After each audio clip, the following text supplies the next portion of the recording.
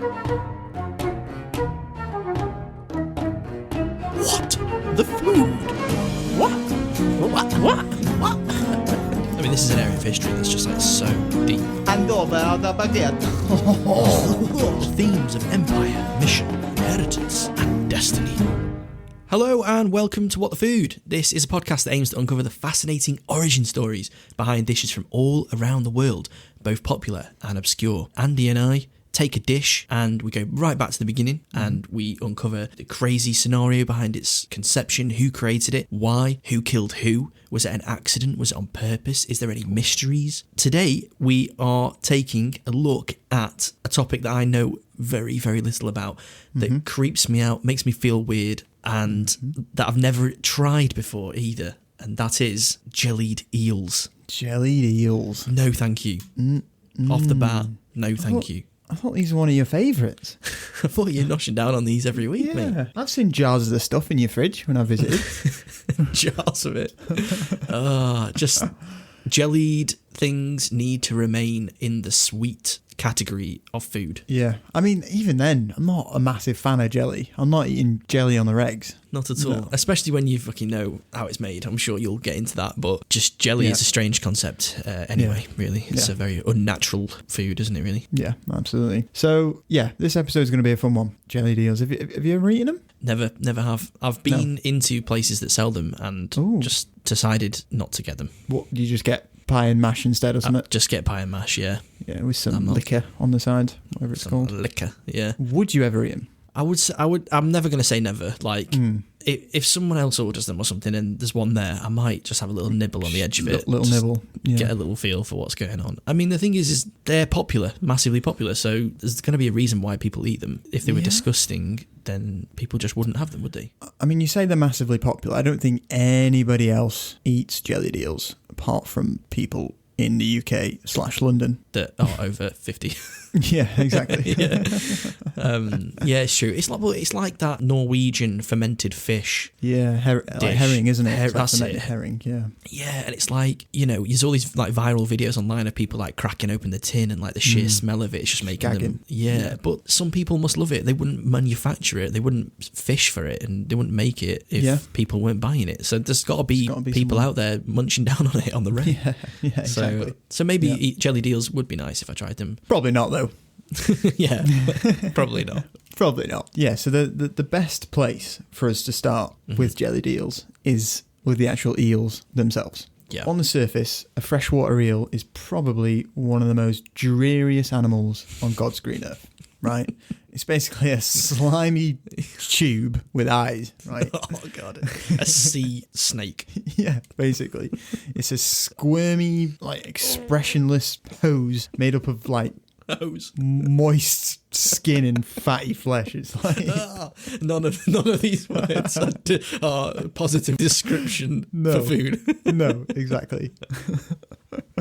But when you dig a bit deeper into the eel, you actually discover how incredibly complex they are. Really? And how mysterious these slimy little critters actually are. No way. Yeah, so as Sir Humphrey Davy, one of the greatest scientists of the 18th century, put it, the problem of their generation is they're one of the most abstruse and one of the most curious in natural history. Whoa, that's a bold statement. Isn't it? They're one of the most abstruse and one of the most curious in natural history. So of all of the wondrous creatures on this earth, he's saying that eels are one of the most curious. One of the most curious, yeah. I think, the most interesting thing about them is that they've confused mankind since basically the beginning of time. Right. And one of the things that have confused mankind the most is how eels breed. Right, so okay. How do you think eels breed, Miles? I was going to guess that it would be in a similar way that snakes breed. But then I don't actually know how snakes breed either. So snakes lay eggs, don't they? Like reptiles. But fish normally, because obviously eels are fish, and fish normally lay eggs, but they they lay eggs in the water in most cases. Eels don't do that, do they not? Well, this is what's confused people. like throughout history. So we'll get into some like theories now of how people from history thought eels bred and basically what eels were and what they stood for and all that sort of stuff. We'll start with Aristotle, who was a great Greek philosopher, and he wrote a book called The History of Animals. And in that he wrote, "The eel is neither male nor female, and can engender nothing, nor was an eel ever found supplied with either milt or spawn, nor are they, when cut open, found to have within them passages for spawn or for eggs."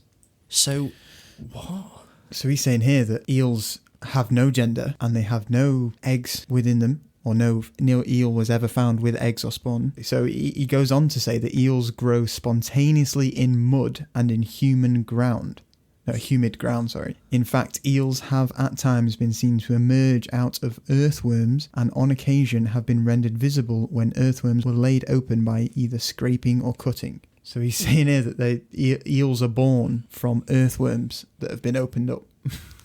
What the fuck is that? Yeah, mate. What? Like this is just like one of the first theories about what eels, the story of eels. What the fuck? Yeah, right, mate. okay. So Mate, it gets worse. It gets worse. Okay, all right. Yeah, all right. Moving on to ancient Rome now, right? So we're in ancient Rome. You've got Pliny the Elder wrote that eels rubbed themselves against rocks, upon which the particles they thus scrape from their bodies come to life. That's how he thought eels bred. And so they shed parts of their bodies that then become new eels. Basically, yeah, that they find a rock and they scrape up against it, rub up against it, and then that is how more eels are born. That is how more eels are born. This is some alien shit. Isn't it? This is absolutely alien shit. Isn't it? I mean, the other week, me and Joe watched a Netflix documentary, and it was the octopus one. Have you seen it? It's like the octopus the one and I that or something. Octopus Teacher. That's it. That's the one. Octopus Teacher. Yeah. And we just never realised how complex octopuses are. You know, it'd be great to like cover octopus at some point. I know it's like often found in a lot of Asian cuisine, isn't it? But they're such complex creatures, and the more you know, the more you learn about them, the more amazing they are. And it's like by the end of the documentary, we were like, octopus is alien. There's just like they are an alien living on this planet. That what they can do and how clever they are and the way they can manipulate their body and the way their brains work and just everything about them is absolutely so fascinating, and we just didn't have any idea before the documentary. No, proper spooky looking as well, aren't they? Proper spooky looking. And I'm getting similar vibes from this. Like some animals just, I don't know, they don't seem like they're conceived on this planet. No. And a lot of them are sea-based. Yeah. Just a sea, man. It's just a weird place. Isn't it? Well, they say that we've discovered we know more about space than the sea, don't we? Yeah. So, no wonder we're finding just these incredible, crazy creatures. Mad. Exactly. But it doesn't stop there. Doesn't stop with Pliny the Elder. We've got, next we've got Opian, a 2nd century Greco-Roman poet, wrote that eels rive their moist bodies, and from them a fluid-like foam flows and is covered by the sands, and the mud receives it and gives birth to the trailing eel. What the fuck? Mate, people rive their moist bodies, and from eels. them a fluid-like foam flows and is covered by the sands. The mud receives it and conceived and gives birth to the trailing eel. So I think isn't it? So I think he's thinking there that they produce some fluid and then the earth impregnates that fluid. I think that's what he's trying to say. So this fluid might have microscopic organisms in it, like little tiny, what do they call them, like parasites or whatever they are. They might be in this foam. And then, like you said, as this foam sort of like seeps through the ground, it might meet something else that then... Yeah, but the ground isn't going to impregnate fucking eels, is it? No, but maybe there's some kind of other like mites or some other kind of like microscopic creature in the ground that then meets with the microscopic creatures in the foam. Well, that's not it, but yeah, I mean, you can believe that. I'll take that to the Natural Science Society. My name is Miles, and I've written a 1,400-page paper on my theory of eel consumption. It is thus I conclude that the ground itself, upon which we find ourselves as humans, is what actually impregnates the foam and creates the trailing eel. Right, and what's going to be on the other 13,999 pages? That's the intro, and then it's page 2. Let me begin. Nice. It's safe to say people are fucking confused about eels, right? I sure as shit am. Yeah, and like this confusion continues as well, centuries later, with a guy called Isaac Walton. He provides us with his own idea on the mating rituals of eels in the 17th century. So 17th century now, we still don't know what they do. So Isaac writes... And others say that eels, growing old, breed other eels out of the corruption of their own age. Others say that as pearls are made of glutinous dewdrops, which are condensed by the sun's heat in those countries, so eels are bred of a particular dew, falling in the mouths of May or June on the banks of some particular ponds or rivers, apted by nature for that end, which in a few days are, by the sun's heat, turned into eels. Cheers to that, Isaac. Isaac, that's a bit of a nutty idea, mate. Isn't it? So he thinks that eels are bred out of their corruption of their own age, which is cool. What's mean? Cool. I don't know, but it's a cool little statement, isn't it? Yeah. I'm going to use that next time I hate someone. Yeah. You, sir, are a corruption of your own age. Now piss off. Okay, perfect. Corruption of their own age. Yep. And it's the sun's heat that helps sort of spur on this process, he's saying. Exactly. I mean, even in 1876, so this is like 250 years ago, whatever it is, a young student in Austria called Sigmund Freud, might have heard of him, he dissected hundreds of eels in search of the male sex organ. He had to concede failure in his first major published research paper, and he basically abandoned the subject and turned to others because he was so frustrated with the fact. He's just like, fuck eels, man. Yeah, basically. I'm done. Basically. He's like 10,000 eels later, he's got eels cut open all through his lab, and he's just like, what? No, this ain't worth it. Yeah, exactly. Stench. Fair play to him. He probably stuck out longer than you or I would. Yeah. Now, sort of during this period, so we're at like the 19th century now, 19th, sort of going into the 20th century. A common theory that people had about eels was that they were viviparous. But it basically means that their young are not hatched from eggs like most fish. Instead, they are born fully formed, like mammals. Okay. Now, like I said, this was a common theory, and many people believed it. Even those that studied natural sciences, like the father of modern taxonomy, Carl Linnaeus. So, like, you've got proper, well-renowned thinkers believing this sort of stuff. Yeah. But again, it's not right. So if they don't spawn from the earth or emerge from earthworms, like, how do eels breed? Because the thing is, like, this is relatively fucking recent. It's not that long ago that they were struggling to figure this out. But I think at that point in history, we probably knew a lot about the nature of most of the world's creatures by then anyway, or at least the majority of it. Yeah, it's really, this really isn't that long ago, is it? No, not at all. Not at all. So around this time, sort of the 18th century, early 19th century, no one had actually ever seen European eels mating, laying eggs, or hatching. No one had seen it. What a mystery. Reason they being? Just fucking appear, basically. Yeah, exactly, yeah. So the reason for that is because the European eel has never mated, laid eggs, or hatched anywhere even close to Europe. Instead, they all, without exception, appear to do so in the warm blue waters of the Sargasso Sea, which is near the Bahamas. Right. So from there, billions of larval eels, like tiny, ghostly, fucking sinister looking filaments of like transparent like flesh, are propelled thousands of miles across the ocean that just disperse outwards. Yeah, exactly. And by the time that they arrive on our side of the Atlantic, they've morphed into glass eels, which are like tiny, transparent, more eel-like eels that we know, sort of thing. As they arrive, they dart up into estuaries and make contact with freshwater. So they've obviously just come from the sea and they're going into freshwater now because they're going up the rivers and estuaries and stuff. Yeah. Upon making contact with freshwater, they stop for a second while their respiratory systems adapt to this sort of new type of water, and they just carry on. which is fucking mad if you think about it. Yeah, because the fish are usually either one or the other, aren't they? Yeah, They've exactly. either got the biological capabilities to deal with saltwater or freshwater. Yeah, exactly. And these guys just fucking adapt. Stop for a moment and just adapt and just change their whole respiratory system and carry on. Yeah, that's like us, like jumping out of a plane and just taking a second in midair to just grow a pair of fucking wings and be like, right, sweet. Exactly. Yeah, exactly. That is mad. What the hell? So they all are born, they're all from this same spot. Yeah. Near the They're all Bahamas. from the same spot near the Bahamas in the Saragossa Sea.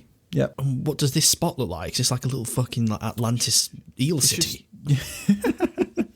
They're all fucking... Yeah. There's like a king eel. Like, I send you out, the new generation of eels. Spread yourselves across the planet and take over. And watch out for the shores of London. I've heard they jelly us. They jelly us. They jelly us right good and proper.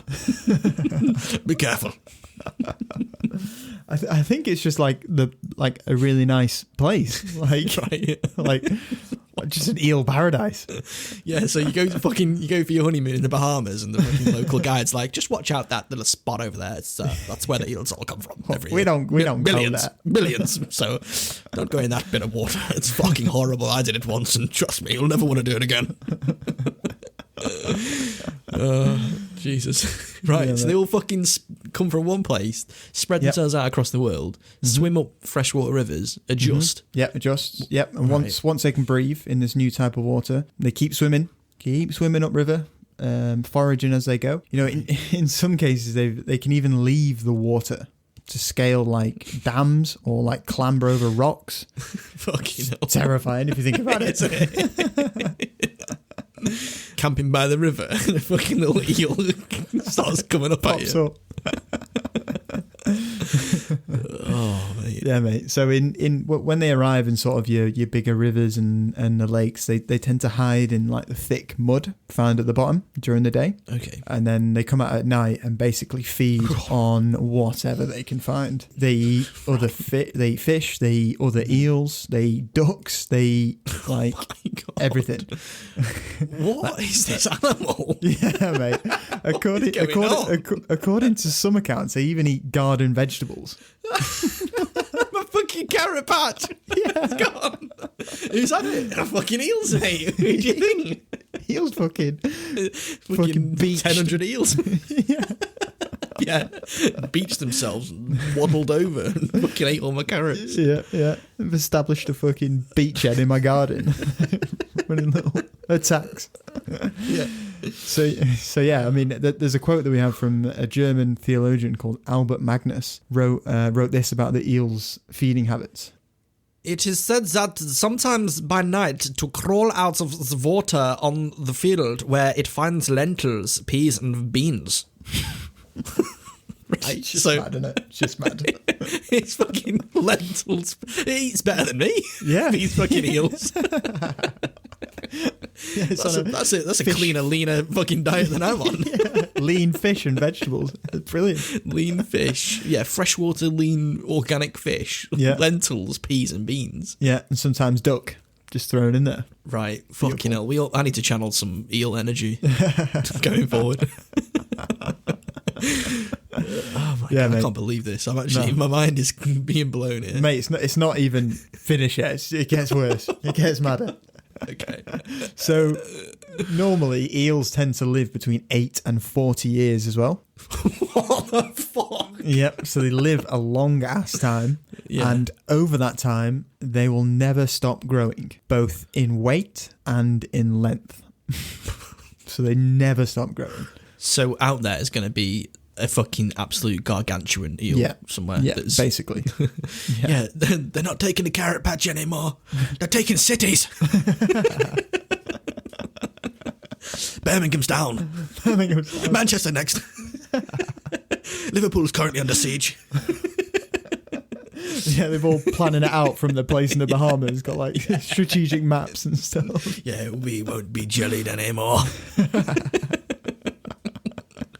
Oh my God! So there's absolutely ginormous eels out there. Yeah, mate. Yeah. So in one story that we have is from a Scottish loch, which was like a particular hotspot for eels in the 18th century. Okay. They highlighted that they had eels as big as a horse.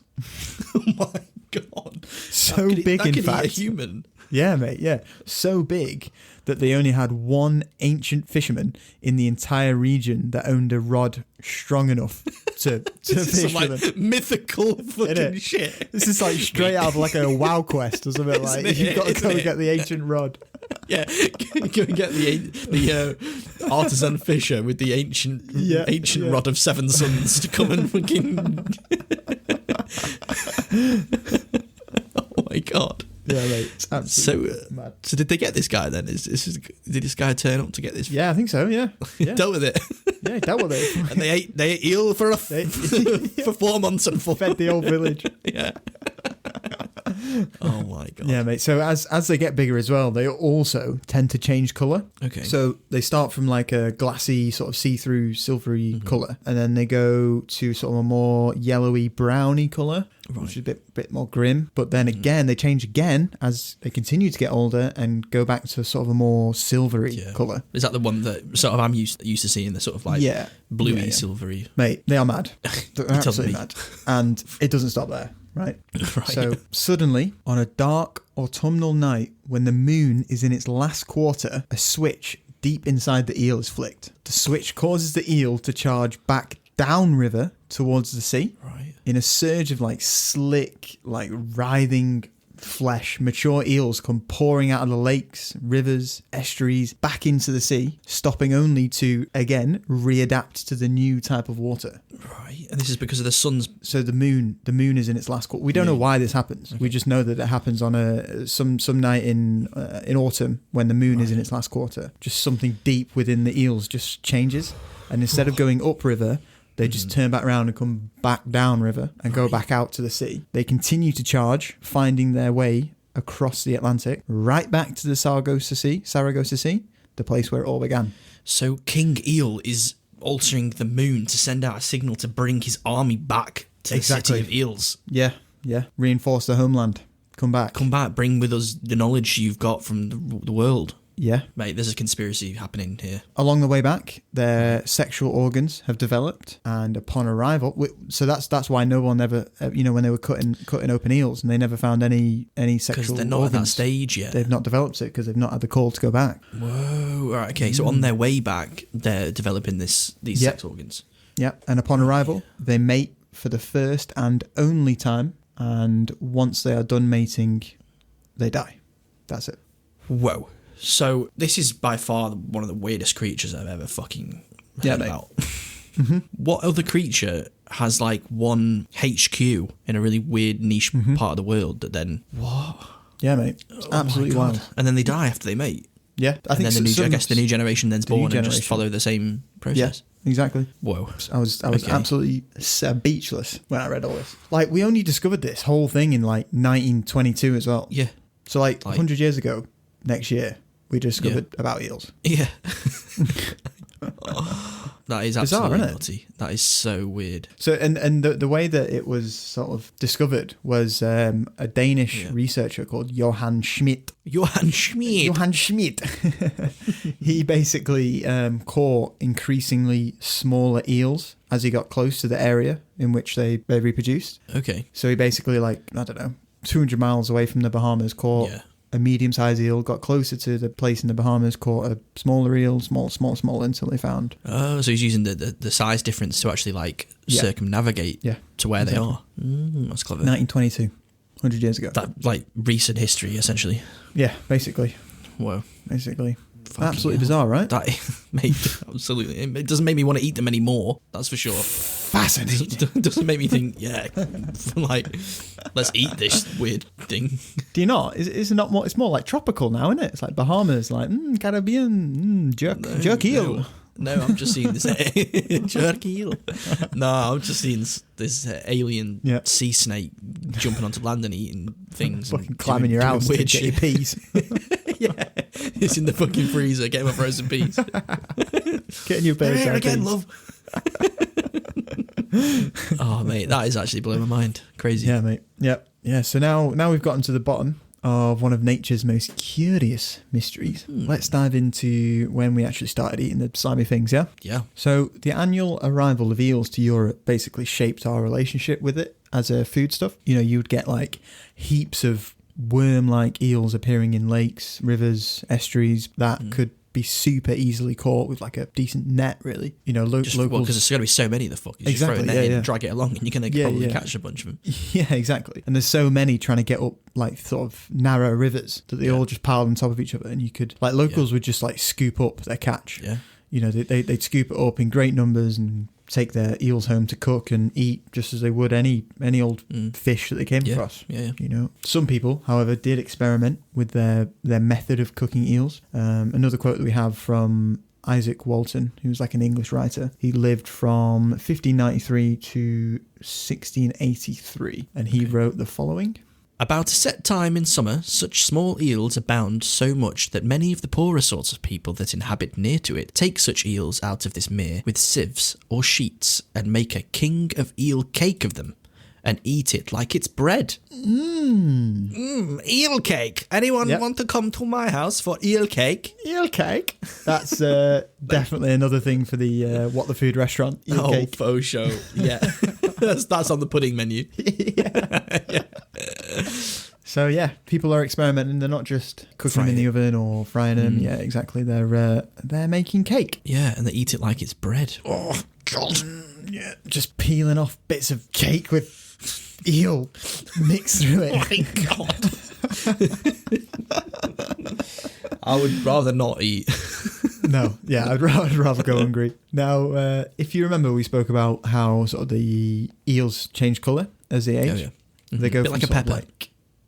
Yes, I suppose so, yeah. Because I only figured this out the other day, and this I'm ashamed to say. Different coloured peppers, they're just peppers that are different parts of their growing cycle. Like a green pepper is just a young red pepper. Yeah, and it goes between, I think it goes green, then goes to yellow, then finally turns red. Yeah. And it just depends what colour you get is when you pick it. Mm-hmm. Never knew that. Blew your mind, that, didn't it? Did.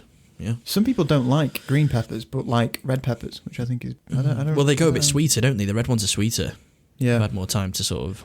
But not massively, though. Not massively, but there's definitely there's a definite switch in flavour. But if you like a pepper, you're probably going to like all three, aren't you? Yeah, exactly. There's not that much difference between them. Nah. Anyway, like peppers, eels change colour as they age. They go from like a glassy sort of see-through colour when they're young to a more yellowy brown colour, and then they turn silver as they get older. Some countries, like Spain, enjoy the smaller, more delicate, like glass eels, whilst others, like the Italians, enjoyed the fatter silver eels. You know, once they've gone upriver and fed and on the way back to where it all began. That's where they like them. They're quite fleshy little buggers, aren't they? Like, you can basically eat most of it. It's almost like a sausage. You don't have to cut around sections of it. Do you know what I mean, though? Like, what I'm saying, like, you can just pick up a sausage and bite it and eat it. And I feel like eels are kind of the sausage of the fish world. I'm just imagining like 4 little sausage eels on your plate with beans and chips in between a fucking bun with some ketchup and mustard on it. Oh god. Well, luckily for the Europeans, the sweet and energy-filled flesh that you were just speaking about of eels could be enjoyed all year round. You know, they were incredibly easy to catch due to them being, you know, like buried in the mud during the day. They didn't really come out in the day, and super easy to catch, and they were everywhere. So, you know, they quickly became a popular food item. Breakfast, lunch, dinner, all year round. All year What's round. for dinner tonight, Mum? Eels, what do you think? Eel lasagna. So a fun little story about catching eels before we move on. According to Oppian, the Greco-Roman poet, he writes in one of his works, "Some youths in havens of the sea beyond the wash of the waves would just for the laugh fish for eels, using nothing but a length of sheep gut dangled in the water." Some youths. Some youths, yeah. Yeah, some utes. What else does he say as well? To entertain themselves? Yeah, so it's just for a laugh. Would just for the laugh. Just fish for eels, using Banter nothing with but the a lads. length of sheep gut dangled in the water. So what would happen is when an eel latched onto the sheep gut, the youth would inflate it like a balloon by blowing as hard as possible on the other end. And as the gut sort of swells up and balloons up, it fills the straining mouth of the eel, and basically the eel is completely unable to escape. and it swims to the surface, and shit! the youth can just grab it. These the kids of the time are doing this shit. Yeah, mate. There's no Fortnite back then. You know, it's what people fucking did for shits and gigs. Do you guys want to come out and get some eels with the sheep intestine? Yeah, come on, let's go. What time will you be home for dinner? I'm not sure, Mum. I'm just going out with the to get the eels with the sheep intestine. I'll get dinner out. I'll get dinner out. I'll eat an eel. See ya. So if you think about this, not only do you have to hold a sheep gut, not only, like, firstly, you have to acquire a sheep gut, which, I don't know, might have been easier back then to get, but I wouldn't know where to get a sheep gut nowadays. No. You then have to put one end of the sheep gut near your mouth. Yep. And then you have to blow into it. And then you have to wait for the eel to come up, and then you have to grab it with a hand or a net, I suppose. You could use a net. This is a grim activity all round. Like, this is an all-round horrendous thing to do with your spare time. Exactly. Go and read a book. Yeah, and it's not like at the end of the day you've got this delicious catch as well. At the end you've still caught an eel. An eel after all that. Yeah. Yeah. But they weren't doing it for food, were they? They were just doing it for fun. That's them just having a laugh. Yeah, yeah. Oh, God. Imagine, like, seeing a bunch of kids doing that nowadays. You'd be like, absolute psychopaths. These kids need to go to an asylum. Yeah, I can see a river from my window as well. So imagine me looking out and they're all just... in a little raft, dangling sheep guts, blowing in them. Yeah. Oh, I reckon there's probably eels in that, you know. Maybe. I wouldn't be surprised. Yeah. Go get one. No, you're right. I'm good. I'm good, thanks. Get live on the episode, you're just like, I fucking got one, mate. Wrestling with an eel. He's a slimy bugger. No, thankfully you're not. Yeah, later in the as this podcast hopefully grows, we'll do a live fishing podcast where we'll be fishing as we're recording the podcast. Yeah. Welcome, guys, to What the Food. We're just out here on the raft of this Yorkshire River. Who knows? Anyway, yeah, so back to sort of eating eels now. So in Greece, eels were actually a delicacy. They were served mainly at weddings and sort of grand feasts. Like, they were seen as like a top tier food, basically. When I'm getting married, I'm not eating fucking eels. Oh. In Egypt, they also loved eels. They loved eels to the point where they believed one of their gods, Autumn, was reincarnated as an eel. They did. I swear they did that with every animal. I was reading a book the other day that was talking about an alligator that they started thinking was a god. So they dressed the alligator in like gold and chains, and then like a couple of weeks later it died. They just got a new alligator. They were like, "This is the new alligator king. This is the new god." That's why they just loved taking animals and saying they were gods. Yeah. But because of the fact that they thought it was a god, you know, they treated them in both life and death with the utmost respect. And thought they were sacred to the Nile. A fun little bit of banter between the Greeks and the Egyptians. The Greek poet Anaxandrides writes, "You do think an eel the mightiest of deities, but we do eat him as the best of fish." I ate your deity, bro. What you gonna do about it, bro? You say he's God, I eat it. I eat it. So yeah, he's literally saying that, isn't he? Yeah. You think the eel is the mightiest of deities, but we do eat him as the best of fish.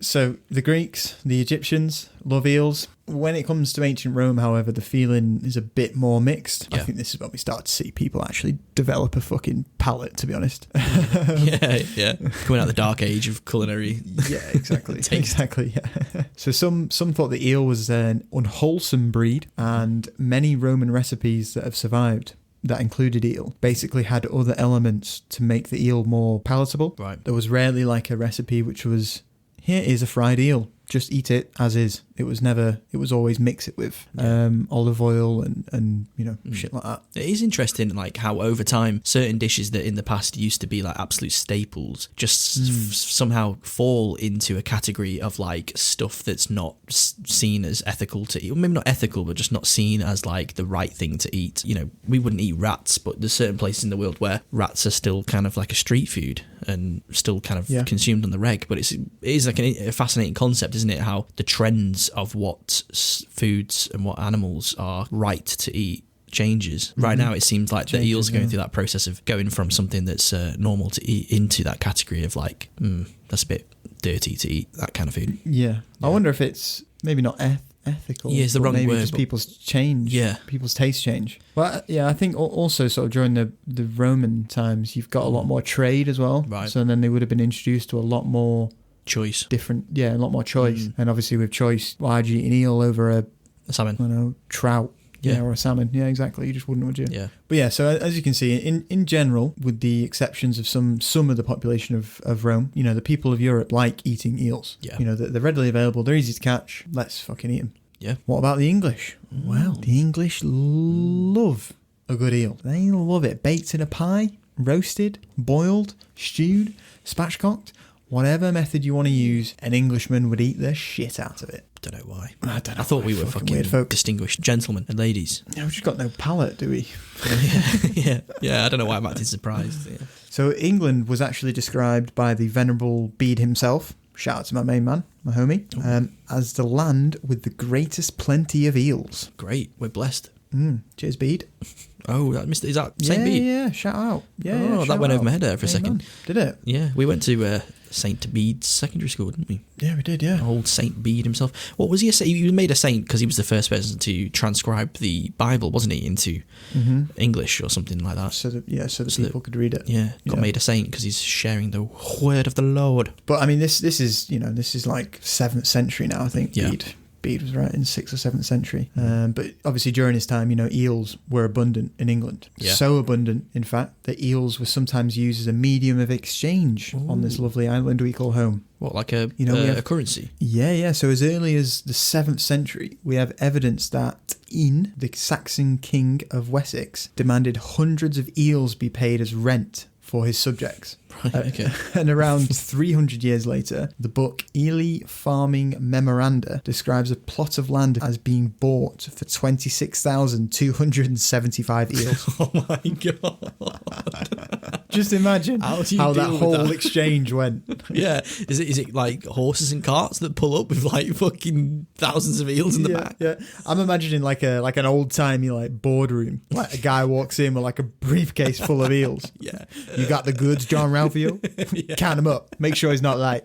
Like in a Tarantino film where the suitcase comes up and you just see their reaction. It's the gold that's shining in their face. But instead it's the same angle, but they open the briefcase and it's just fucking eels flying out at every angle. Flashing about. Big smile. Them in the face. Just grinning. You don't see in it, you just see him like... Oh, but the thing is, they didn't really have the same level of like refrigeration back then and ways to store food. Whenever you're getting this much food in one go, this many eels delivered, like how the fuck are you storing that? You got to fucking hire like an eel keeper whose like job it is to 24/7 just like take care of the eels. Yeah, wouldn't know where to start. Yeah, wouldn't know where to start. I wouldn't know where to start nowadays with all the modern technology, let alone I wouldn't know how to keep an eel. Let alone how many did they trade for the rent?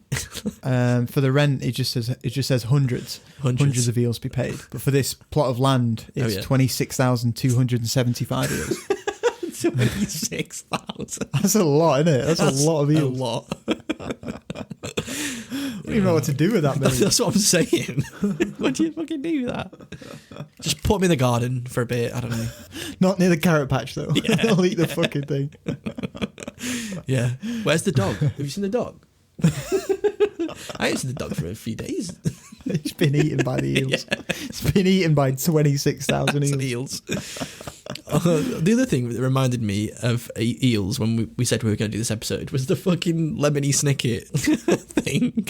There's like a scene, isn't it, where there's they go and live with their auntie or something, and she lives right on the coast, and the eels in the sea are like flesh-eating eels. And at one point, they have to get in a little rowboat and go through. And there's this whole time, there's these fucking eels biting, and it just reminded me of that. That was my going into this. That was just my. That was your reference. That was my reference point of eels. Lemony Snicket's a series of unfortunate events. And it turns out that they're weirder than that. Anyway. Yeah, much weirder. Yeah. Much weirder. But despite all this, there is one group of people in England that's desire to eat these slimy little buggers is more than anyone else's. So there's one group in England. Any idea what I'm talking about? Any idea which group I'm talking about? Let me give you a clue. Yeah. Let me give you a clue. Right. Oi, mate. Last night I was sitting on my lion's lair while smoking an oily rag when me ranking riches broke. I had to duck and dive before any bottle and stopper saw me. Ooh. I'm going to say like a London gangster. Yeah, it's Cockney, mate. Cockney, London. Cockney. Guy. Yeah. Just Cockneys, man. It's not gangster, just Cockneys. Just Cockneys, yeah. They're not all gangsters, I don't think. No. They sound like gangsters though, but they're not. Took me ages to write that sentence. I spent like ages trying to practice it as well. It's just not conducive to like how to speak. No, not at all. So what I said there was, oi mate, last night I was sitting on my lion's lair, which is chair, while smoking an oily rag, which is a fag, when me ranking riches broke, which is trousers. Oh, right, okay. Breeches. I had to duck and dive, hide, before any bottle and stopper saw me, copper. Right. Cockney rhyme. Yeah. So the fucking Cockneys, whilst rhyming, were also chowing down on thousands of eels. Thousands of eels, 26,000, yeah. In one city.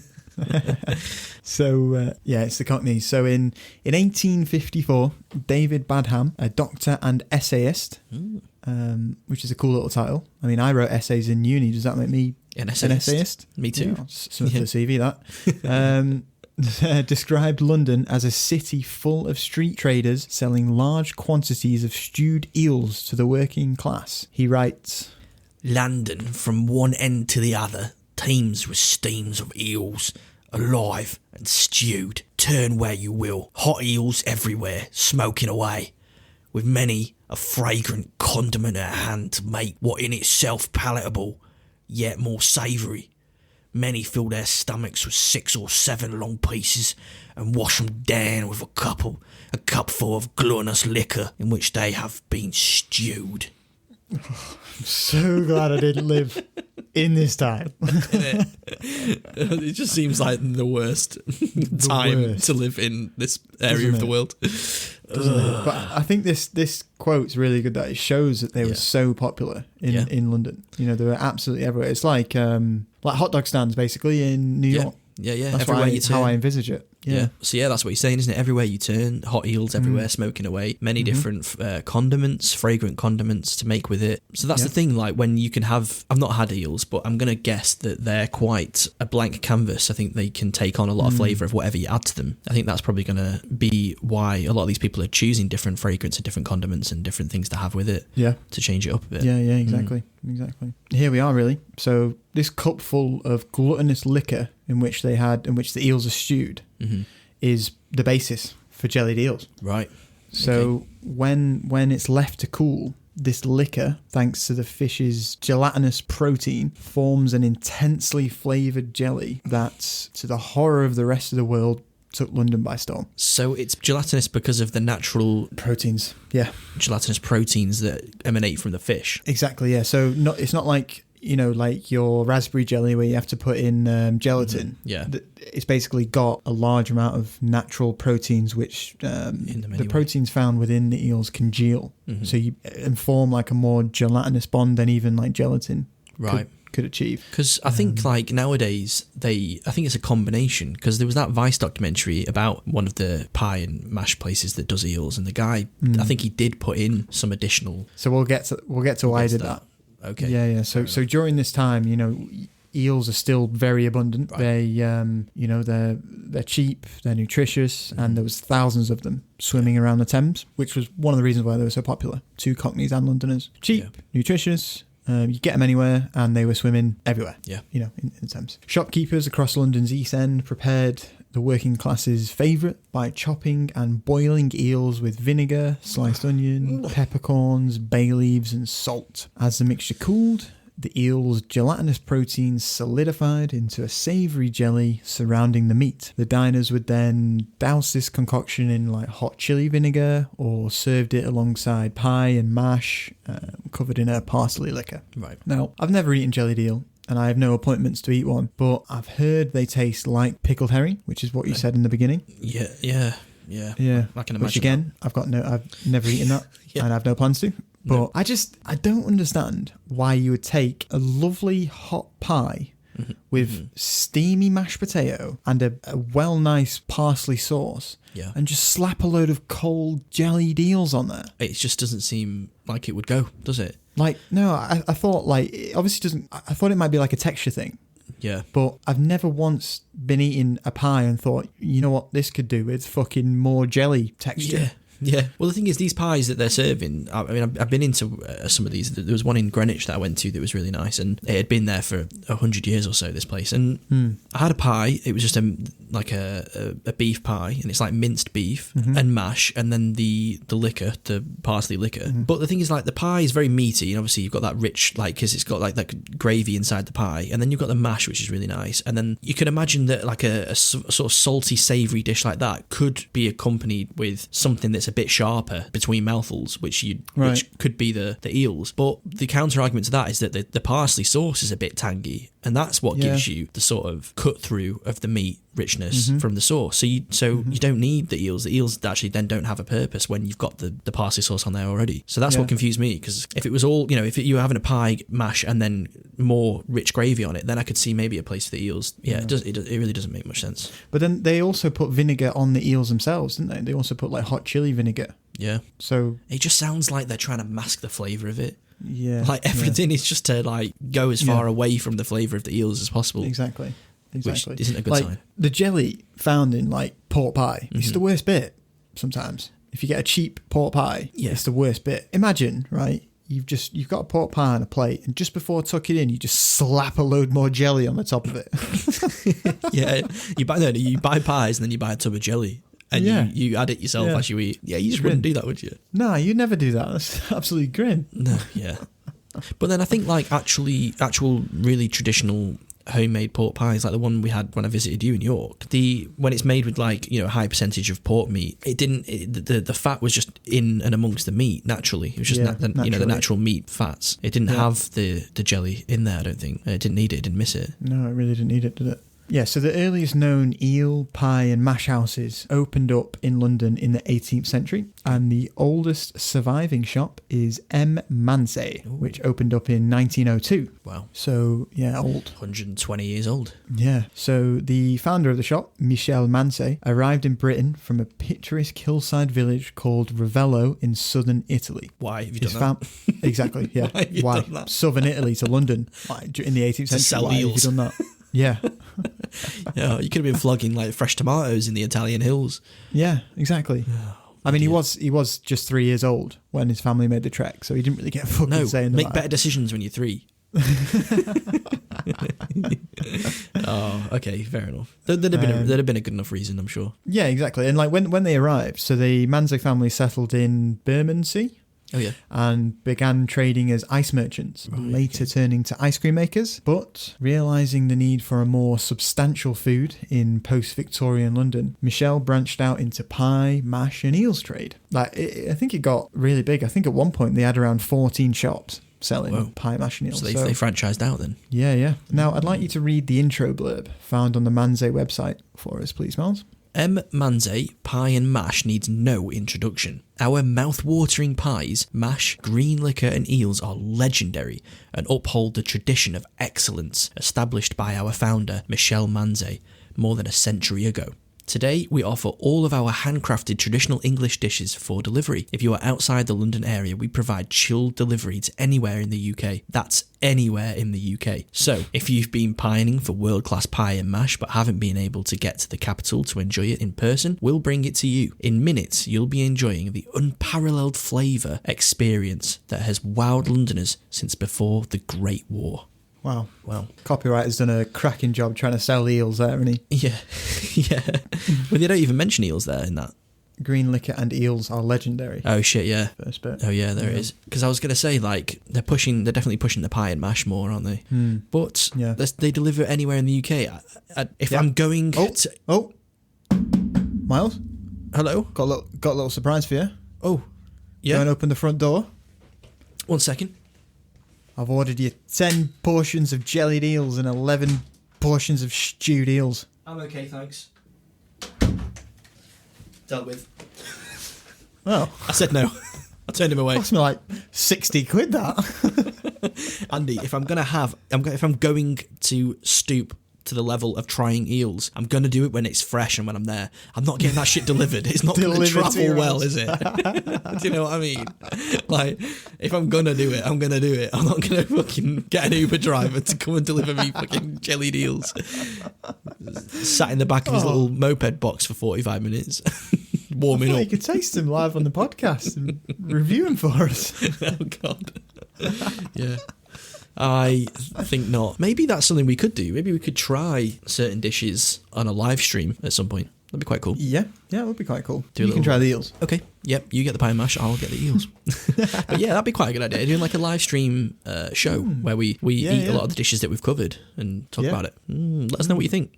We got a new email address that you can write in and tell us what you think, or just say hello. It's whatthefoodpodcast@gmail.com. So hit us up and let us know what foods you would like to see us vomit whilst eating. Yep, beautiful. But yeah, no, if I'm going to eat jellied eels, I'm going to eat them right in the restaurant. Yeah, you want it freshly cooled down, don't you? Yes. That's if I get to the point where I'm going to eat them at all. Yeah, which you will. Anyway, I'm going to force you, so you will. People just didn't eat jellied eels with pies, though. You know, they were often eaten by themselves too. You get you get like a little toothpick and Yeah. They were actually seen as like a great, easy to eat on the go snack that you would wolf down on the way in from the pub. Oh God! Like an original do you want to go for a romantic house. walk along? Yeah, exactly. Hey, do you want to go for a romantic walk along the Thames? We'll get a little bit of jellied eels each. I don't know. That conversation has happened before, though. Yeah. Many times. 100%. That's not the flavour you want when you're drunk. The flavour or the texture. None of it. None of it. Just none of it. Like, there's a reason why you want something, like, I don't know, when you drink, you just crave, like, meaty things. That's why doner kebabs and kebabs in general and stuff like that's popular. But fish, I don't know if fish really hits that spot when you're drunk. Never. Like, I mean, to be fair, maybe it's just a case of working with what you got. Like, you know, during the time there wasn't fucking shawarma knocking about. No. Like, you couldn't get cheesy chips at this point. Maybe that was the only thing that was available to people. Which is a sorry state of affairs, isn't it? That bit should have stayed in Italy. Oh, dear. Yeah, so centuries later, rationing during World War II caused a peak in jellied eel popularity. By the end of the war, London alone boasted more than 100 eel and pie shops, which is mad. But everywhere you went, you just smell eels. Just eels. You just can't everywhere. get away from it. No. Going to work, taking your kids to the park, off out to the shops, just eels. Eels. Just eels. But unfortunately, in the subsequent decade, Londoners began to lose interest. And as supply waned, they fell out of love with the eel. So now we're going to get into like a bit of a full circle type thing. Okay. Supply waned, right? Why did supply wane? Because the Thames became more polluted. They were getting them from the Thames, weren't they? Yeah. Not the cleanest river known to man. It's not the cleanest river. No, it's not. In fact, in 1957, the Natural History Museum declared the Thames River biologically dead. Let's get our fish from the dead water. Yeah. And you had newspapers calling it a badly managed open sewer. I've got an eel. Oh no, that's just a turd. Shit. Put it back. That's not an eel. Probably tastes better, to be fair. Yeah. No, but like, they could have come up across that problem. Yeah, no, 100%. Yeah. So yeah, the Thames is in a bad shape, right? Yeah. It's heavily polluted, dirty as fuck, and eels do not cope well at all with filth. Do they not? No, even Aristotle wrote of the eel's love for perfectly clear water.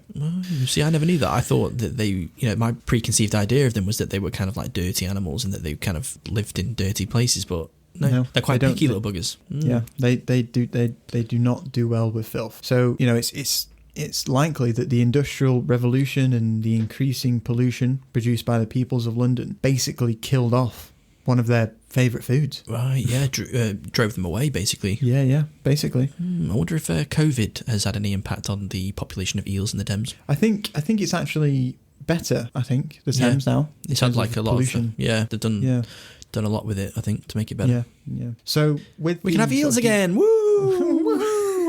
Bring them all back. Bring them all back.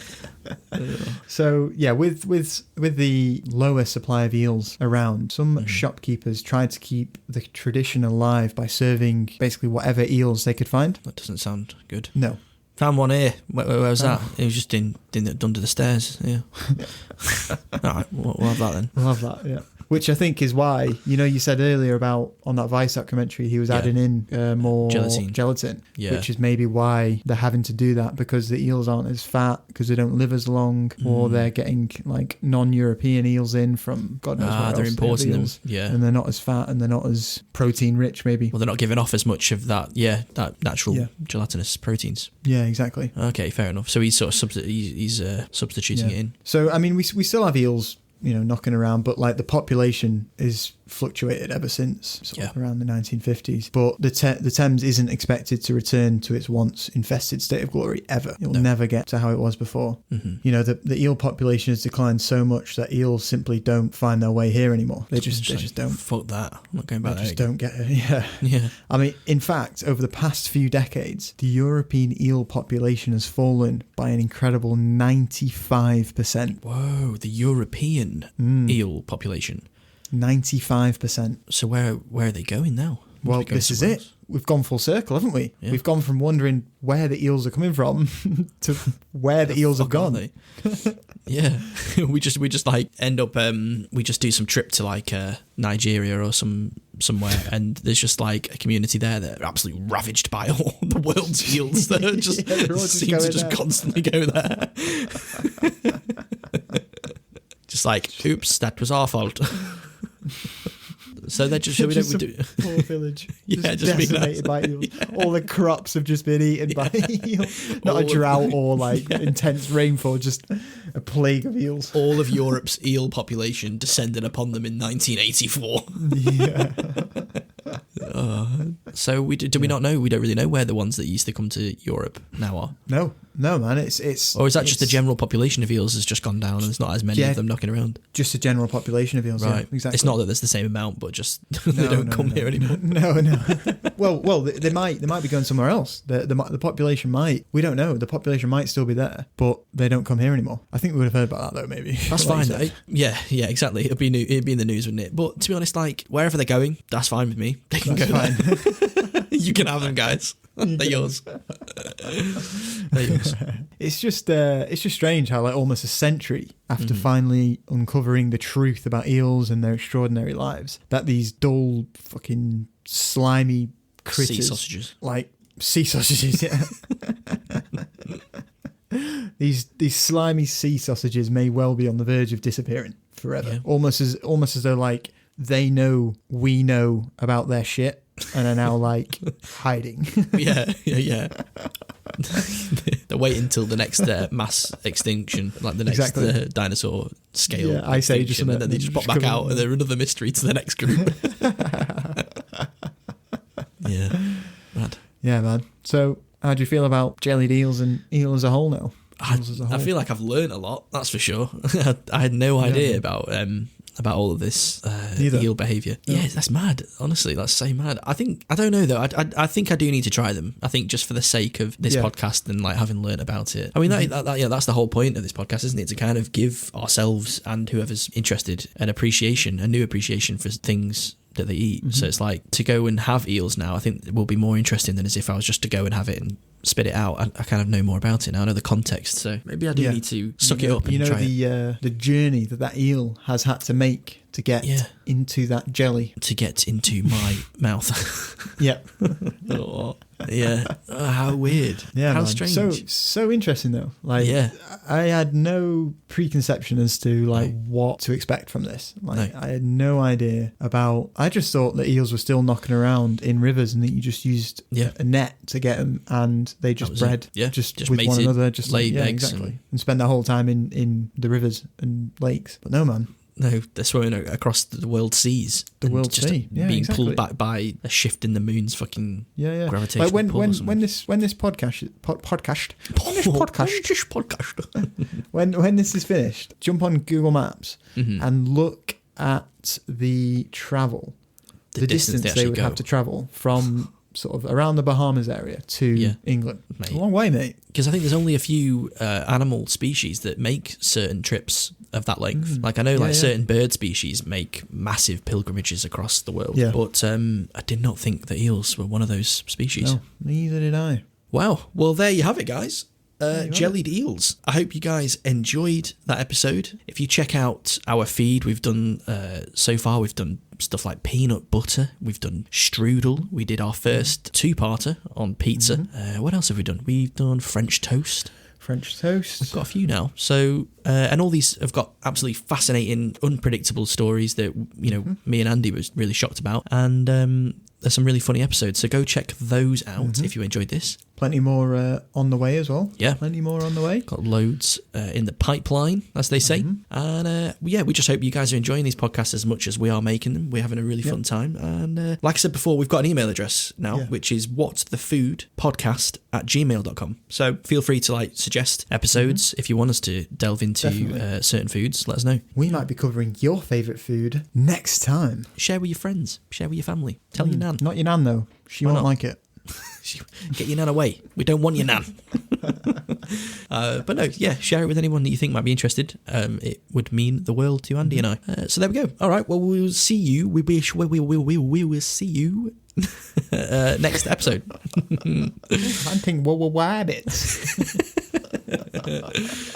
All right, guys. See you next time, folks. See you later. Bye.